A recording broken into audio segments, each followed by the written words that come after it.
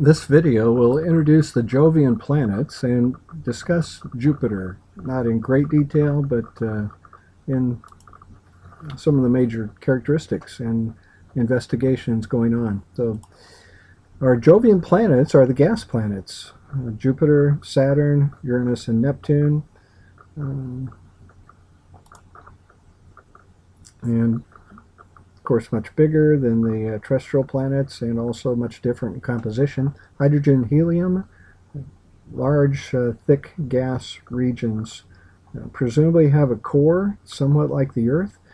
We've never seen it, but the thinking is there would have been a differentiation of sorts as the rocks and denser materials sink down through the hydrogen and helium.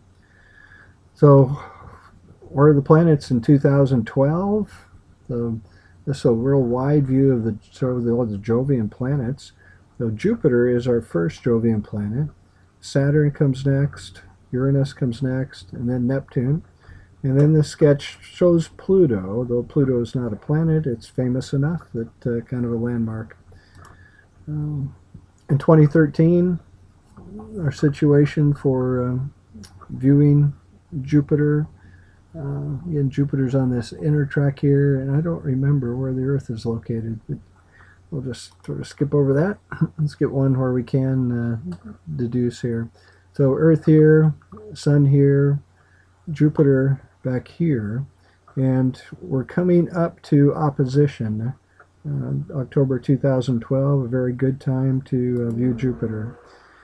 2013, Earth is here, Jupiter is here. Jupiter is to the right of the Sun in October 2013. So that means it's a morning object. In November 2014, again, morning object. Here's our Earth, Sun, and Jupiter now down here. Saturn is has been visible in the sky for a lot of 2014, but it's coming to a time now when it's not going to be visible. As the Earth goes around just a little bit more, that'll put Saturn in line with the Sun, and the sky will be too bright to observe Saturn. In December, just to point out that the Jovian planets don't move much, and we go by a month of time. The Jovian planets are very slow. I think the Jupiter has about 5 astronomical units for its semi-major axis, and p squared equals a cubed.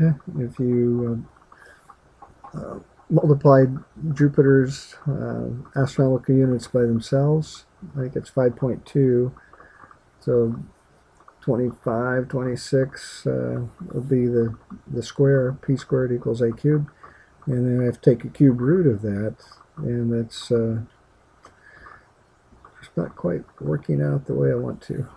But a little pause here.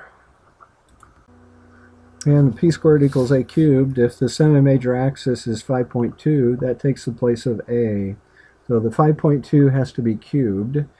5 cubed is 125. So 5.2 cubed is just a little bit bigger.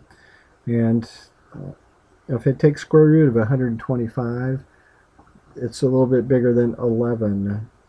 11 squared is 121. And we need some number that squared becomes a little bigger than 125. So a little over 11 years. Jupiter takes about 11 years for one trip around in its orbit. It's moving slower. The Sun's gravity is weaker out at this position, and that's a trend that we'll see. The planets move slower as they go further away from the Sun. So many good photos of Jupiter have been taken. This Hubble telescope in 2009. If you look, you can see a little blemish. Sometimes Jupiter gets hit with comets, and you get a little black discoloration of the atmosphere for a while. The great red spot of Jupiter. Now, Jupiter is almost all hydrogen and helium.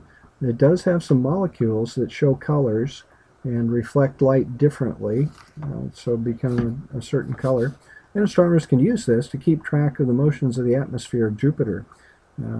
if it was just bland, it would be difficult to tell if there's winds in the atmosphere of Jupiter. But with these colored bands, we can definitely see that Jupiter has atmosphere activity. One of the atmosphere activities is called the Great Red Spot. It's been seen for over 300 years, and it's shrinking a little bit right now, so about 2 Earths would fit inside this Great Red Spot. It's huge.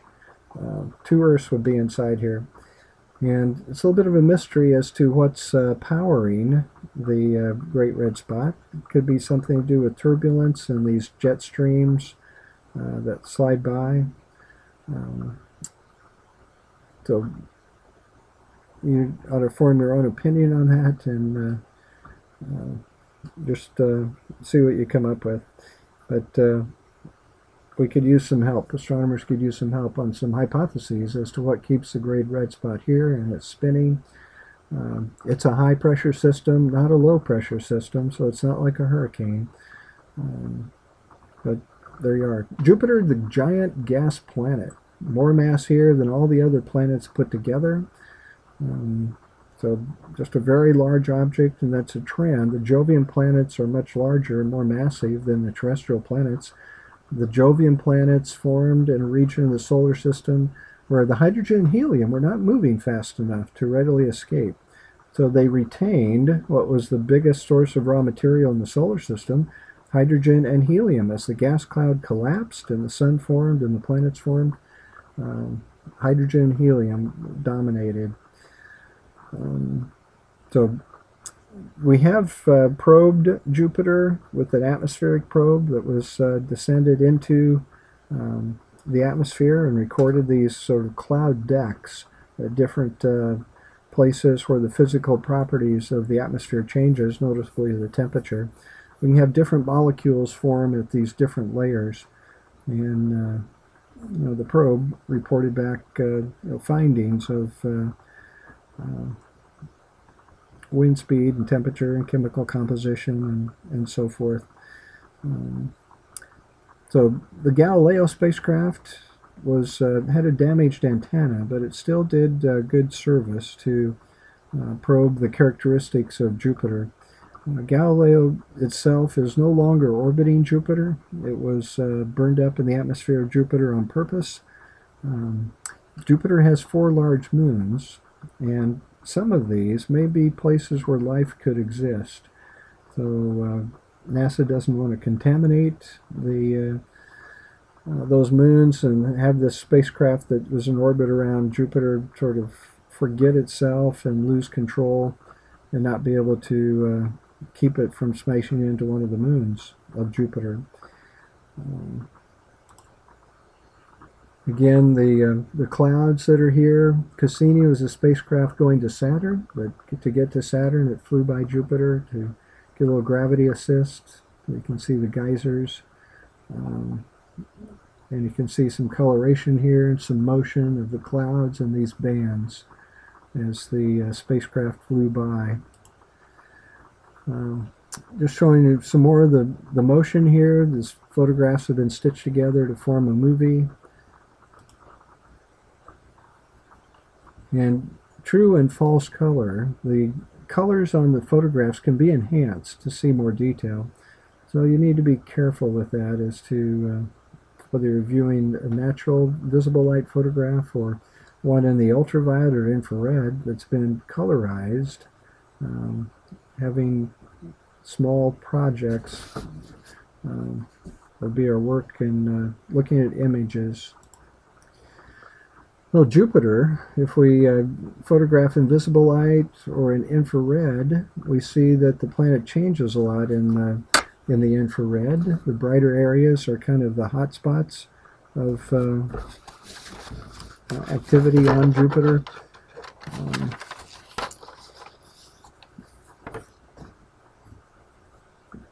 So Jupiter is radiating more energy back to space than it receives from the sun. So there's some internal heat source that is causing that effect to happen.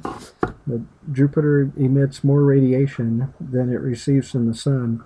And it's believed to still be warm from when it formed.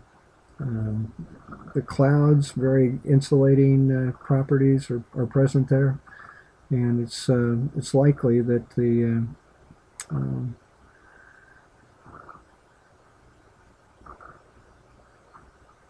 it's likely that there's an internal supply of energy, left over from when Jupiter formed, or there may be another effect in the core. That the photographs of Jupiter artistic in quality. And so this is in the 1970s as the Voyager spacecraft flew by Jupiter.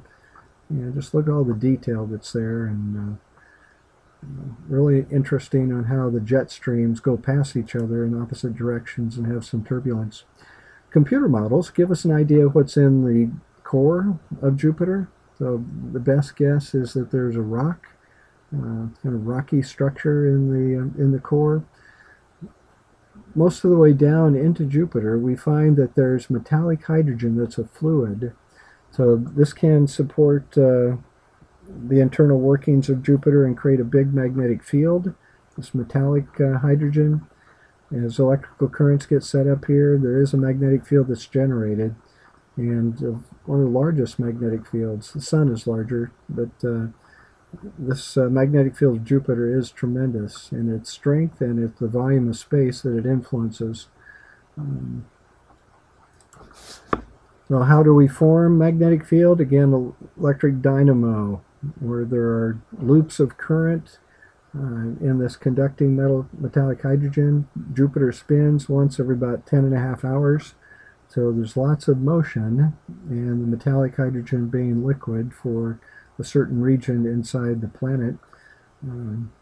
We can have a situation where, again, the dynamo gets started and is sustained and flips back and forth from time to time. So don't be surprised that happens in the future.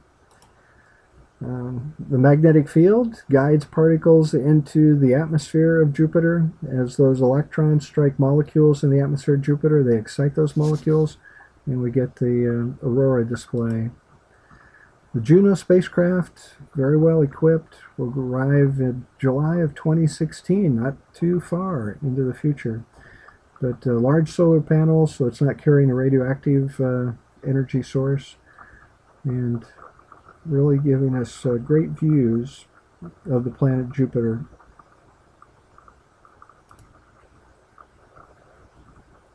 So you should write down some questions and ask your instructor. If I'm your instructor, you ought to be asking me.